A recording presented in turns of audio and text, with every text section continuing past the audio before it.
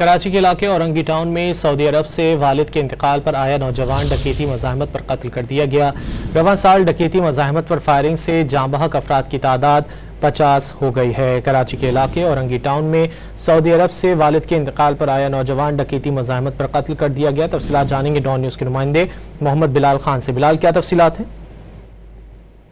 Orangi town Karachi چوک پر ڈکیتی مزاحمت پر firing سے ایک شخص جاں بحق ہوا ہے۔ مقتول کی شناخت جدران کے نام سے ہوئی ہے، جبکہ موٹر سائیکل سوار 2 ملزمان نے مقتول سے لوٹ مار کی۔ مقتول نے مزاحمت کی، جس پر ملزمان کی جانب سے گولیاں مار دی گئیں۔ لاش کو باسی سے اسپتال منتقل کیا گیا تھا، جبکہ واقعہ ڈکیتی مزاحمت پر فائرنگ کے دوران پیش آیا ہے۔ پولیس حکام کی جانب سے بتایا گیا ہے کہ مقتول سعودی عرب میں اہل خانہ کی کفالت کے لیے کام کرتا تھا، جبکہ جاں بحق نوجوان جبران کے والد کا گزشتہ ہفتے انتقال ہوا تھا۔ والد کے انتقال پر مقتول سعودی عرب سے کراچی آیا تھا اور ملزمان نے موبائل فون چھیننے کے دوران مزاحمت پر فائرنگ کی۔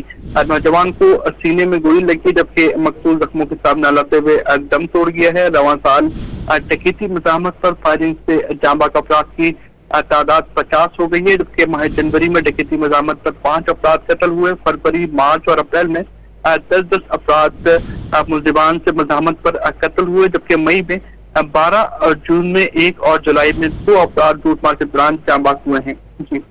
بلال، بہت شکریہ ان تفصیلات کے لیے۔